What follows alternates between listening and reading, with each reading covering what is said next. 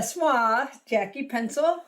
I know it's goofy, but just bear with me. It's an experiment. I've been experimenting more and more during this lockdown period.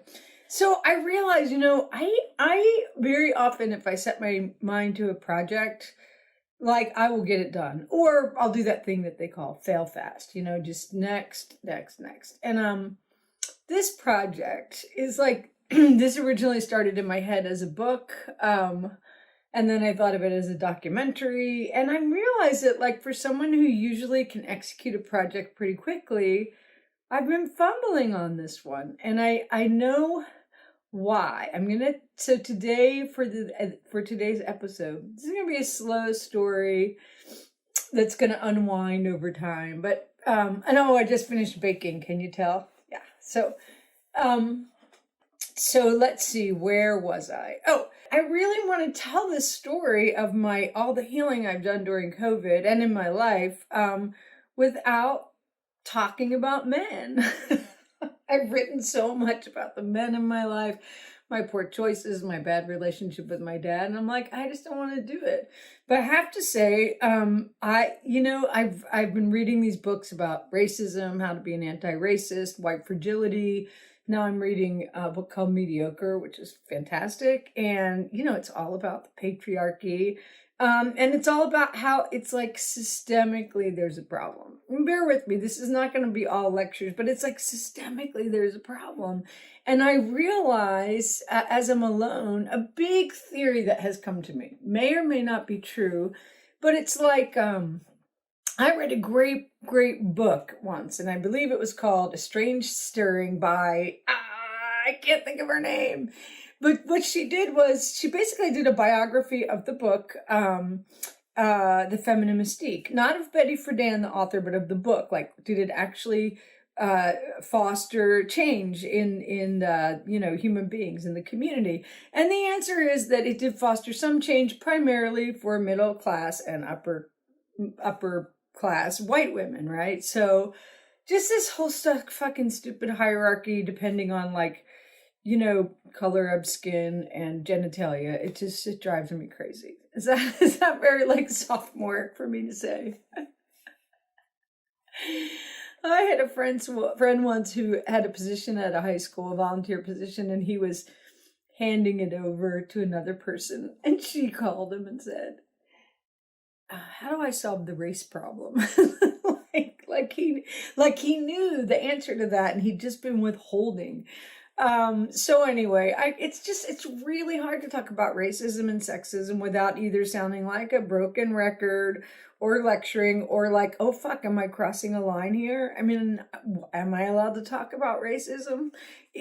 From the perspective of being raised in a really racist environment, sure.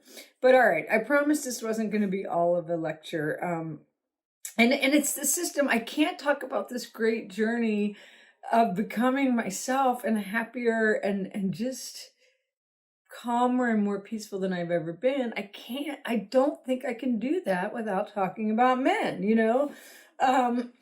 which is a fucking bummer. I'm sick of it.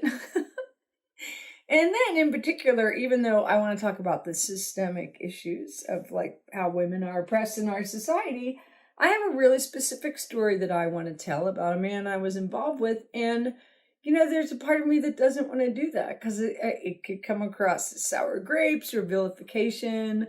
I know this person is really private. Am I being a dickhead for doing this? But it's like the story to me, it just really illustrates so many of my points.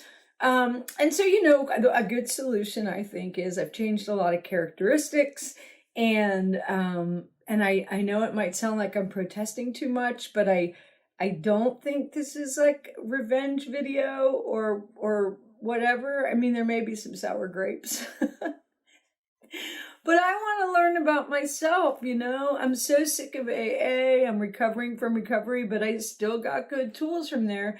I want to see what is my part. At 57, I'm not going to cry about it. I'm not. But if something that's been going on during COVID to me is this grief. All this time alone to really reflect on. I have dedicated so much of my life to men. Men in the system, men in the classroom, men in my life, men and, men. And, gosh, it makes me sad. So one thing I wish I was talking about that book, the Strange Stirring book, and the point that I was getting at, but that I will get at, is it came out in 1963, I think, October. So I was born right after it came out, and it did have a trickle-down effect on my life. And something that the author of A Strange Stirring points out is that those of us who were born right around the time the book came out, we've got many of us have a foot on the boat of traditionalism and a foot on the dock of like freedom, liberalism, liberation, and that it gets very confusing in there. So I was raised to be really traditional, get married, have kids, take care of my younger siblings before any of that happened. If I got a job, I could be a teacher or a nurse until I got married and had kids. The media is like pounding it in my head that I'm going to one day have like a partner, a male partner, right? And so I don't want to spend a lot of time being sad. I want to just be glad that I'm awake now, and I think I'm recognizing my mortality, and I just want to have fun. But the fun is coming to me thanks in large part due to the reflection.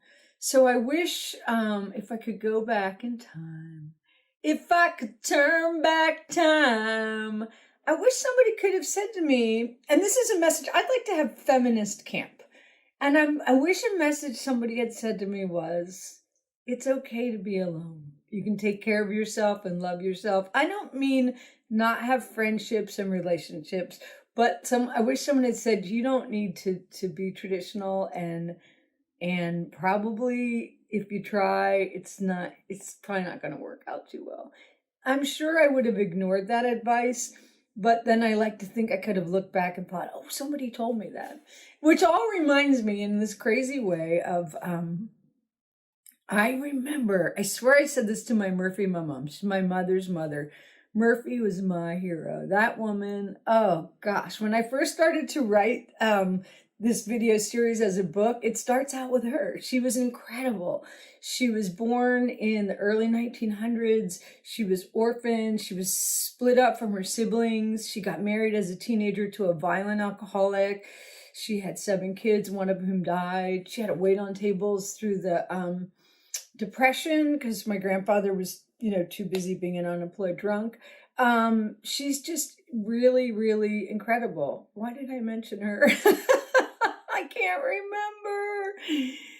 It's hard to be this age. I can remember like kindergarten, and I can't remember what I was going to say 5 minutes ago, but it'll come back to me. Here's something I'll tell you about my grandmother. She was widowed. I'm trying to think. I was probably 7, which means my mom was probably 36, which means her mom maybe 60, and she lived in 94. She never got married again or dated, or she was a good role model for like being alone and doing it your own way. So I wish I could think of that thought about my mom, but we'll get back to that. So the other thing I want to say is I often buy myself gifts, and I often buy myself jewelry. And I bought myself this ring the other day. You can see it. It's actually gold. It's rose gold. Now, 99% of the time, oh, look, that's pretty fun. 99% of the time, I wear silver jewelry. I love silver. Matches my hair. But I got this ring because sometimes, like when I finished therapy with one therapist, not that I was totally healed, but it was time for a break, I bought myself a really cool ring. When I declared myself queen last summer, I got myself a really cool ring. So with my birthday coming up, and with the story of this man that I don't want to tell, but I feel like I need to tell, I just, something broke really wide open inside of me. And I remembered about my Murphy mama, by the way. And it really came pouring into me or pouring out of me that not only like, can I be alone and just dispense with all this societal pressure and brainwashing and participating in the misogyny of our society, but like I feel it deep that like being alone works so great for me. Do I sound like I'm protesting too much? And I think some of us are just like that. Maybe we're born that way. Maybe we suffer abuse that makes us not feel safe around others. I don't know. I have so much love and so many loving relationships in my life. But I just can't do traditional. So I forgot again what Murphy Mum said. It'll come back to me again. But I got this ring. My birthday was a few weeks ago, and my mom said to me, remind me, I remembered again. It has to do with being a nun or a farmer. I swear years ago, my mom said to me, don't ever wear a ring on that finger. That is for, when you're married. And I think that was like a very easy way to be defiant. So for years, decades, more often than not, I will often wear a plain band on my finger, sometimes a fancy one. Sometimes when I was traveling around the country alone with Henry, I'd wear a wedding band. I really kind of hate that people do look at wedding bands and jump to conclusions. So if I'm a woman alone traveling with my child and I'm wearing a wedding band, maybe my big burly husband's in the bathroom and is going to kick your ass. I don't like it, right? And I deal with wedding bands all the time. I've performed probably 2,000 weddings, and almost all of them had wedding bands. So that's 4,000 rings I've had a chance to be around or hold.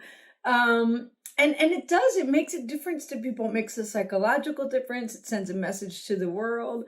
And so years ago, when I got one of my many rings that I've worn over the years on this finger, I decided that it's 2 letters O, this side, and it stands for otherwise occupied. And it's a reminder to me, just don't ever again look for a partnership. Not in a joyful way. Remember, what I have worked so well for me, don't fuck it up. Don't fuck it up. Now, what did I say that Murphy Mum and I talked about? I already forgot again. It's so funny. I'm going to have to go back and watch the video. What was it? Oh, here it is. I think when I was really little, maybe 5, I said to Murphy, when I grow up, I'm going to be a nun, a farmer, or a teacher. I don't know why this has stayed with me. I can't go back and look on Facebook from 1970 and see if this is true. But the other night I was scrubbing the floor, not my favorite thing, but I had the scraper out and I thought, wow, it's like I'm a monk. It's like I'm a monk and I'm just chop wood, carry water, scrape. And I was really, really getting into it. And I thought, gosh, that was prophecy, I'm here, I'm a teacher, I may as well be a nun, and I'm kind of a farmer or whatever, a rancher. I'm getting 3 new sheep. So anyway, I wanted to talk about the ring mostly, which I know I wrapped up in a lot of other words, and just to talk about I spend so much time reflecting on and trying to dismantle even what the apparently small things in our society. A wedding ring, it's so tiny, but it says so much. And I think it says to some people, I have something you don't have. Or I think sometimes a lack of wedding ring says to some people, hey, I'm free, and I bet you're, locked down with your ball and chain. So that's episode 2 of Jackie Pencil. And I think in episode 3, I'll try to get my cojones together and start to tell you the story that I've really been debating whether or not to tell. Okay, thanks for tuning in. See you later. Hey y'all, thanks a lot for tuning in. I hope you'll like and subscribe to my channel. And if you like this episode, I hope that you'll copy this link, share it with a friend, paint it on a wall, put it on your social media. That'd be great. Thanks a million. Take it easy.